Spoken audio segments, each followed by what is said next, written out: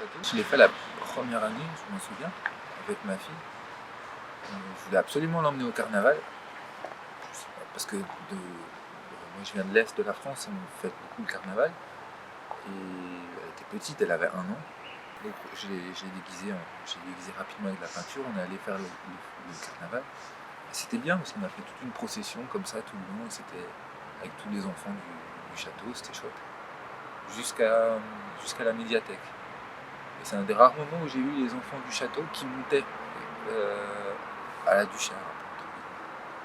Moi, je me souviens d'avoir voulu faire des entretiens avec des femmes, faire un groupe de femmes là, ici. Autant qu'on a été sur la paroisse, ça a été. C'était un groupe interculturel. Et donc tant qu'on a été à la paroisse, ça a été. Quand on a voulu se mettre ici, elles ne sont plus venues parce qu'il y a des gens qui pouvaient voir qu'elles étaient là et le regard de l'autre ne sont plus revenus.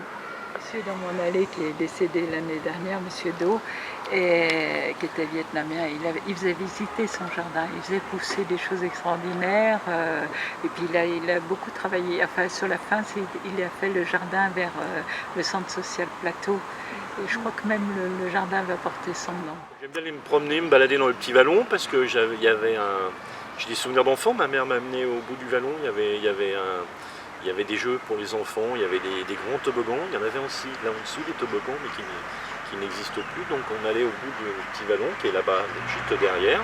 Et c'était génial, il y avait ils avaient construit comme un petit fort pour enfants.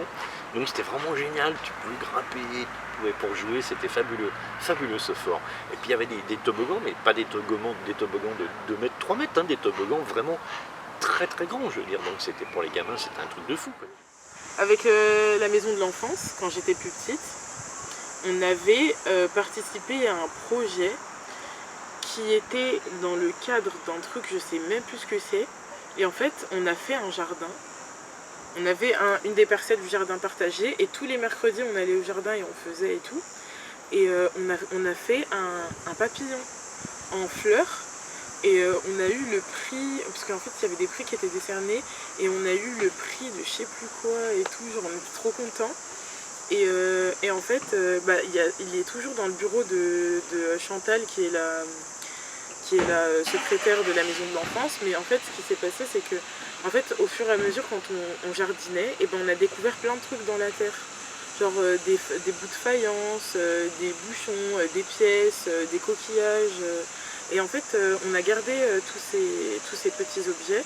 Et en fait, à chaque fois, il y avait une histoire derrière ces objets, parce que c'était soit c'était de la faïence qui datait de, je sais pas, la Deuxième Guerre mondiale, des pièces napoléoniennes et tout, et des coquillages, parce qu'apparemment, avant, il y avait la mer ici. En fait, on a découvert plein de trucs, et c'était trop intéressant. Et du coup, elle a justement en rappel de ce jardin-là qui ressemblait à un papillon, et c'est tous les objets qu'on a trouvés en forme de papillon collés sur une espèce de plaque et tout. Et c'est toujours là. À chaque fois que je rentre dans son bureau, je suis en mode, c'est moi qui ai fait ça. Quand il y a eu la canicule, c'était il y a quelques semaines, et il y a un monsieur que je voyais souvent dans le quartier, qui traîne souvent là, puisqu'il habite ici. Et je descendais, j'allais au parc, et je me dis, tiens, il est couché par terre. Il se repose. Et je marche à côté. Et en fait, ma femme m'arrête et me dit, mais non, il y a quelque chose qui va pas, et on va le voir. En fait, il avait eu chaud. Donc il s'était allongé par terre, vraiment trop chaud, fin de journée. Je pense qu'il n'avait pas bu, pas mangé. Et donc on l'a relevé, on l'a aidé à rentrer chez lui. Et on a conseillé d'appeler sa fille qui habite pas loin, à 10 minutes, mais il ne voulait pas la déranger. Et donc on l'a accompagné devant chez lui, il est resté dehors en attendant que ça se rafraîchisse un peu.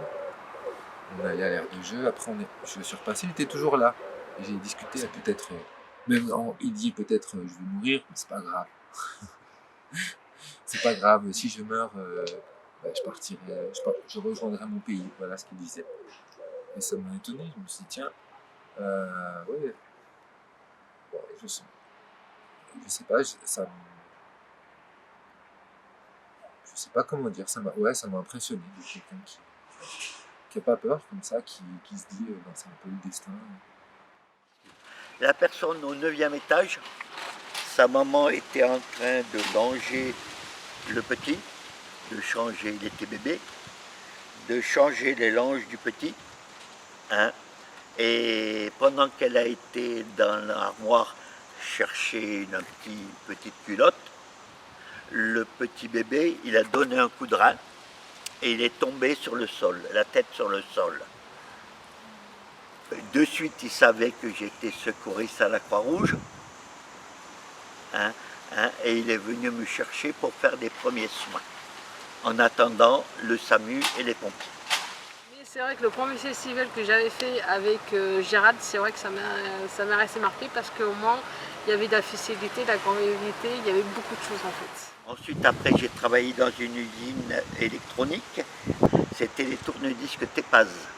C'était des anciens tourne-disques où on écoutait de la musique, où on faisait sa boum. Des booms, vous savez.